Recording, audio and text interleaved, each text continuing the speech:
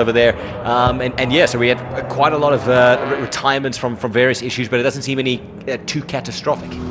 Bob Neal on pole, a little bit of a change-up. That might just change things up there in terms of the battle. Ryan Nyker was the man to beat, but of course we do invert the grid, that's why. So it's Bob Neal from Leon Loebscher and Ryan Nyker. That's the first three cars as the lights go out. Look at the drop already coming out of the second pack of cars there. And into the mix, right from the word go. Renier Smith coming through there, Devin Robertson as well. Had a good start from him. I was chatting to Bernard when you were out on track, saying it's nice to have that big boss car here. But of course the second big boss car wasn't ready in time to get on track in time for today's racing. Oh, and really got a car off track. Who's gone off there? Can we see as it come out of the dust there? Somebody just maybe tagged a bit of dust. Might be, or no, there's definitely a car left there. That's the red car. Is that Lorenzo? Lorenzo Gutteri, 911. Someone call 911 down in turn 2. Cashel Corner has got some problems again. There goes Devin Robertson through turn 4 in the big boss car, looking to try and just sneak maybe a little bit of an advantage over the rest of those sort of dolphin-shaped machines up top there. How's that for late braking? So and I think we might have had a tag there. This car left. Is that Loebscher? That's Loebscher. Leon Loebscher. Loebscher's out as well. So Loebscher out and Gutteri. So top runners in Class A and Class B on the first lap. So a big incident, or almost incident over there. Naidu late braking onto Nick Muckris. There, Nick is kind of the front of that Class C pack over there. So I don't know if he's struggling still with something on the vehicle. He's not making any headway yet, catching Renier Smith, who's leading that Class B after Lorenzo had handed that over with the corner 2 incident. I'm not quite sure how a nut didn't hit the back end. That was of Nick Muckris, but we kind of changed positions watching to see all the action. Not always easy to do when you've got 3 classes and they're equally as exciting as each other to catch all that action. But as we sort of switched from the one bit of action to the next part, we thought we might see these two in pieces the next time we came to them. And here we see Reynard looking to make his way up. He's going to be challenging Devin Robertson in that naturally aspirated E36. They'll go up the hill. Reynard's definitely going to have the legs on him. And Naidu's slowing a little bit there in front. They've not as much pressure on Nick Muckris. There we see Reynard Miller making a nice move into corner 5. Let's see if Devin's able to challenge back for the position. He takes the corner nice and early, and looks like he's going to take that position back. Oh, nicely done. 20 versus 2, battle of the twos there, getting out of turn 6 and into 7. And Devin squeezes him out. And he does. What a bit of racing. Is he going to cover the inside? No. With the naturally aspirated car, he covers it instantaneously. That was some racecraft right there. Excellent driving from Devin Robertson. Knows exactly where to place the car. That's using the lack of power, but the experience, more importantly, to keep the car where you need it to be positioned. Coming along for the ride, though, about to join them, is Leonard Archer. Right behind him, he's going to pick up the scraps if anything happens over there, but that attack is going to be relentless. So again, going up the back straight right now, we're sure Reynard's going to put huge pressure over there. Let's see what happens at corner 4. Does he have to go defensive, or is he going to be able to take his normal line? Watching the background here, they come onto the back straight. They come. Devin carrying the corner speed through 3, but inside line for the Amtech car. Just not able to squeeze through, but up the hill he should have the advantage. He's got the line, he's got the advantage, and it should be done. Yeah, there we go. A little bit extra power there from the turbo kicked in up the hill, and Devin Robertson promoted down 1 position, but he's not going to give it up without a fight. That is 100% sure. A little bit of a fishtail over there getting out of corner 5, and that brings Devin right back onto his tail. So that fight isn't done. The responsiveness of that naturally aspirated motor, together with at the hands of Devin, expect that they're going to be challenging back for that position. And they're closing on Nunut, so Nunut could be in a bit of trouble too. It's going to be about to be closed down here rapidly by these two. They thought, I think Nunut was watching in the background going, oh no wait, they're fighting. They'll slow each other down. No, they've sped each other up. Much to the demise there of the gap between themselves and Naidu. Interesting dynamic over there, because we've got Nut backing Reynard into Devin over there, which allows Devin to become closer in the competition again. This is going to become very interesting, that little trio there, and Leonard just waiting in the background there to lap up the prizes if anything goes wrong. Currently Bob Neal's still out front in terms of overall. We're watching Troy Cochran come through there. He's just outside of that top 15. The Aero car still on track this time, as opposed to what we saw last time, parked in the kiddie litter. Then Rob Gearing, also running old style German touring car style colours there. Always great to see those kind of colours come back into motorsport. I love it when we get into sort of, these kind of festivals where we see these kind of cars, or, you're watching the Goodwood festivals, you see those old liveries come out. All the heritage. Yeah, just fantastic. So there's that Grease Monkey Motor Garage. He's in between, that's Neil over there and the Curvette BMW E90. He'll be making his way through there if he can. We've got Troy just behind. Bernie leading that trio that we just talked about right now. Yeah. Driving a neat little race there. Andre van Vuuren, I think, is the Curvette car you were talking about. He's in the yellow machine there, but watching for the progress here of Martins. Remember, Martins with that diesel-powered machine should have the advantage over a couple of the back marker cars here. He's definitely got the torque and the top end in terms of power. So whether or not he gets back into the mix and back up to where he would be on a usual occasion, we'll have to wait and see.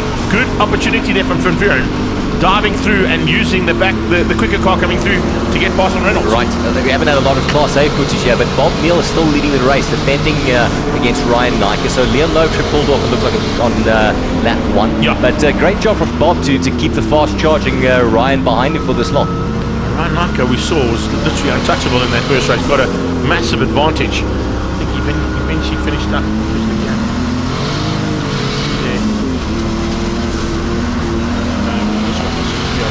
But it was quite a big margin there between himself, Bob, and Leon Loebscher.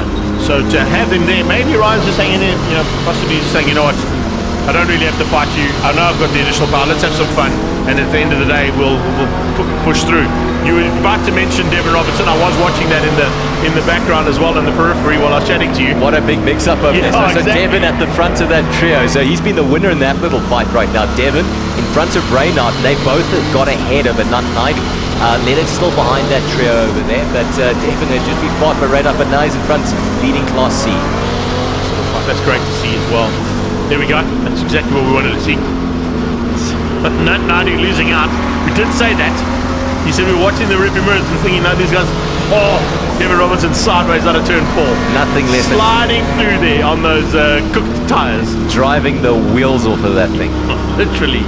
I mean, you take into account the caliber. I mean, he's a Polo Cup champion, he's a production car champion, he's a world champion in NX Legends.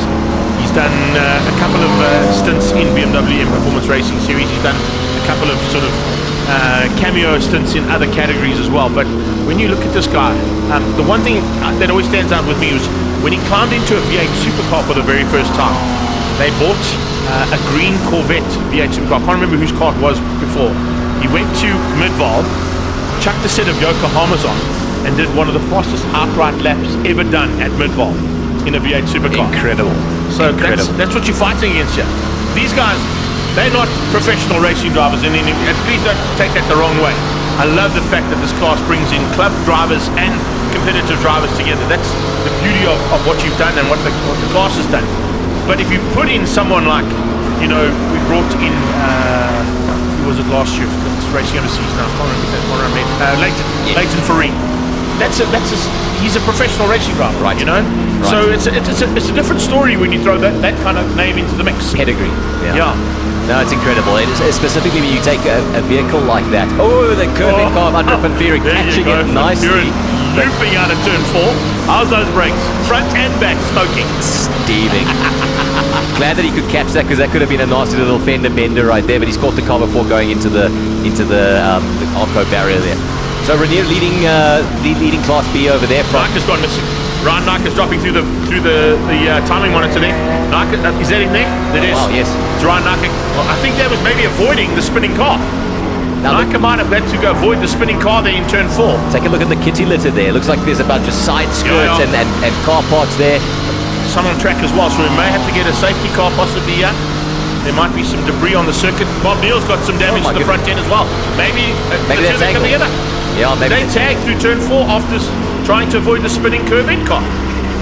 We didn't get that action here, unfortunately, but certainly Bob Neal is still at the... Oh, there we go. Now we've got more coming off. Okay. There's issue at 4. There's something wrong. Change of surface at turn 4, definitely. That's another car off at turn 4. So safety car has been deployed. Safety car has been deployed. There must be some kind of an issue at turn 4. So that's Leonard Archer in the ACV car. So I wonder if that started with Andre van Vuuren. So he probably picked up whatever fluid. It spun off, and then that looks like behind him would have been the leaders in Class A. And that's exactly what happened. I think what happened there is Bob Neal has probably gone into the back end of Nike, or Nike into Bob Neal. It looks like the other way around, because Bob's got the front end damage. Now whether front bumper missing from that beautiful BMW E92 race car. Delmon Mining machine also Looks like slowing he's- and pulling to the sideline. yeah, is he gonna pull off? He's not even going to be the first car to pick up. They're going to pick up Rainier Smith. Rainier Smith will be the first car to pick up. He's now leading overall. Just to let you know. So is that the Class A cars out of contention? All Class A cars out. Nika's out. Andre's Bob Neal's out. still on the side there. Yeah. Hasn't... Now, I wonder if he got caught out by something that made him spin. There's Bob pulling. He's not happy. Yeah, not a good, recollection for Bob. You remember his last Such a incident pity. here. He had a big incident Yeah, coming into huge corner one. 4, so Huge I'm quite sure that this is not looking good for his memories of Zwartkops. Ryan Nika's saying that he's in the pits, so maybe he's gone in for a quick check up there. But we're under safety car until we can get that Curbins International machine out of the way. Got 2 laps left. I wonder if they're going to do a restart or whether we're potentially looking at a red flag session again. Well, possibly they'll probably run it until they get to the 8 laps completed, so they can go back to 1 and make it 8 laps so that they can then red flag it. That's what they did the last time. So it gives you a chance not have to worry about the percentage being completed in the race. Right. So keep it under safety car. Complete as many laps as possible. Any parts there that you need for your car, I can get them for you. That's quickly, a great front splitter. Do you think we could ask one of the marshals? Could you just put Yeah, this guy here. Please just pick that up and take Yeah. it to Nick Herbst's pit, please. Yeah, pit 110, Marshall. Pit 110. Please bring that great carbon fiber splitter there. Yeah, listen, we joke about it. It's not always nice to see when shame. cars are gone off like that. But the bottom line is that's how racing goes sometimes. And it has unfortunately blown up in terms of Class A here because every single one of the Class A competitors are out. Yeah, so we've had some big safety improvements with that new kitty litter over there, but look what it does to the aerodynamics and those kind of parts on the car there. I mean, how many parts can you count in that kitty litter right now? There's a few. There certainly is a few. Devin looks like he might have had to go off track as well. He's got some dirt on the left-hand and wheels. Reynard just ahead of him. So Reynard effectively, is he leading Class C then? Yes. Yeah, he is. So you've got Rainier and Nick. He's actually showing a Nunt in second on our timing right now in Class C. But I think Devin got through on him just before they passed the line the last time. So before the safety car came out, he just managed to squeeze through. So it'll probably correct itself now as they come across the line.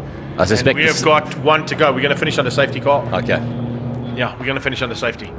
That's a pity because it was turning into such a nice little battle there, particularly amongst those 4 cars that we see in shot right now.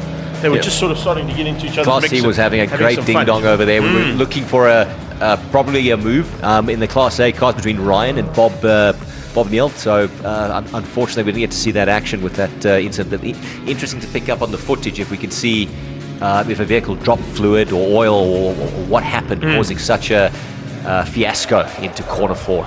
So quick one, while we got this, we got Red Star coming up as the next round of this championship. You guys are at Red Star and then only go to M-Fest, eh? If memory serves me correctly, I believe that's right. All right, cool. So there's still 2 more rounds.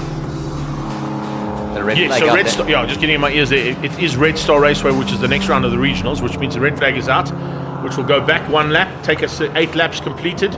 That's enough, as we saw in the first one. Pity that it's gone that way for both heats of Class A, B, and C. But it does happen. It does happen. Rainier Smith will take the victory ahead of Nick Macris for Class B. Class C will be Reinhardt. No, it won't be. It'll stay the same. It'll be Devin from Anant because they had crossed in lap 8 before the safety car deployed. So we'll inevitably be corrections. There we go. Let's just mention the fact that the air conditioning Para Automotive BMW has definitely finished up. I think out of the enjoying not being in the kitty litter this time. Yeah, definitely. definitely. The one part. Exactly.